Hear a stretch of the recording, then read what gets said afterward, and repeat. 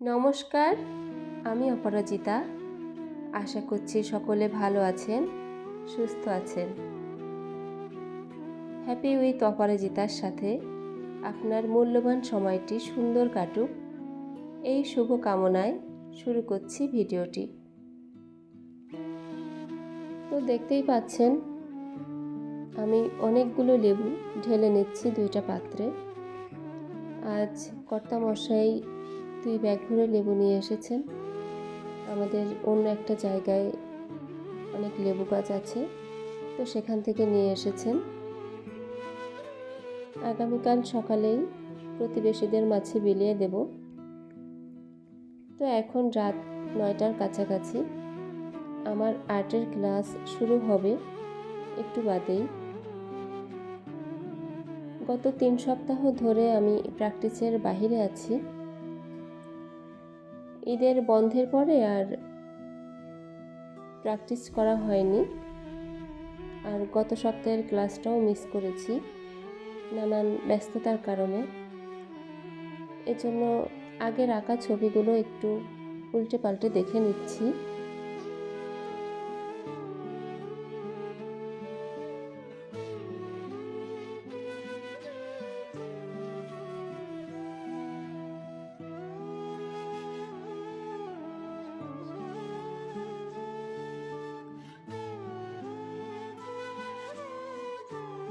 তো খাতা পেন্সিল নিয়ে আমি রেডি হয়ে বসে থাকলাম ক্লাসের অপেক্ষায়।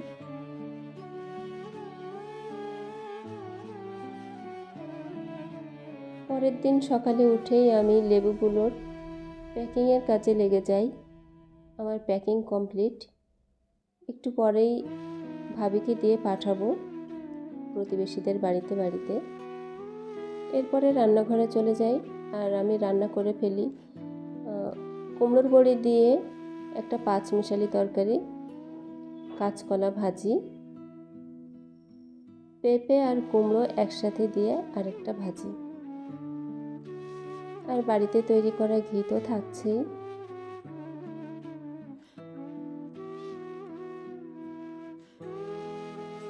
তো আজ অনেক দিন পর একটু রোদ বেরিয়েছে। আমি আমার ফ্রিজে রাখা এই অপরাজিতা আর জবা ফুলগুলো রোদ্রে দেব, তাই ছাদে নিয়ে এসেছি। এখান থেকে 3 দিন আগে এই ফুলগুলো এক রোদ দিয়ে উঠিয়ে রেখেছিলাম ফ্রিজে। বাইরে রাখলে তো নষ্ট হয়ে যাবে, তো আজ রোদ উঠেছে দেখে এগুলো মেলে দিচ্ছি। তো এই ফুলগুলোর সাথে একটা দুর্ঘটনা ঘটে গেছে, তো সেটা পরে শেয়ার করছি। এদিকে আমার মালবেরি গাছের গোড়ায় কিছু ঘাস জন্মে আছে, এগুলো পরিষ্কার করতে হবে। তো ঘাসগুলো উপড়ে ফেলছি। বেশ কিছুদিন ধরে আমি এই ছাদ বাগানের পরিচর্যার কাজ থেকে বিরত আছি, সময় পাচ্ছি না আসলে। তো আস্তে ধীরে সব কিছু করে ফেলবো সময় সুযোগ বুঝে।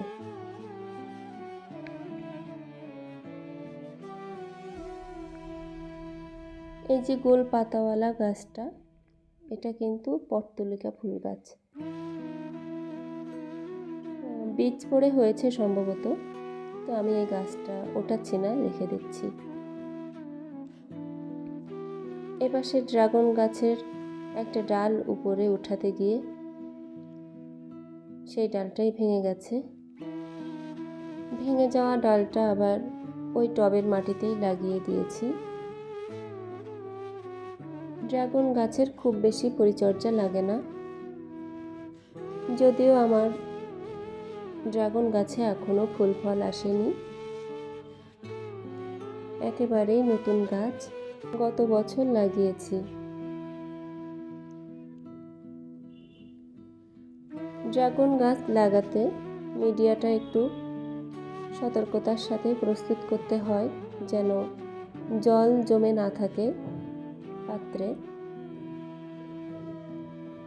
কারণ ড্রাগন গাছ একটু শুষ্ক জায়গা পছন্দ করে।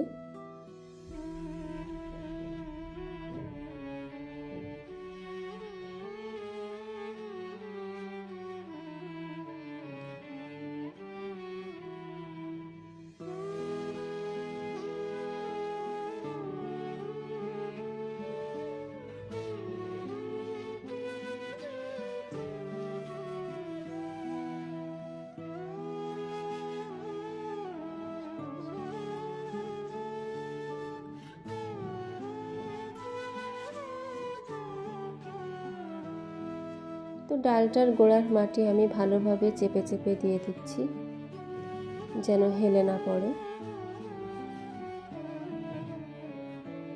তো এখন বলছি সেই ফুলগুলোর সাথে কি দুর্ঘটনা ঘটেছে। আমি এইগুলো রোদে দেওয়ার কিছুক্ষণ পরেই আবার আকাশে মেঘ চলে আসে। তো আমি পাত্রটি উঠিয়ে ভিতরে এনে রাখি।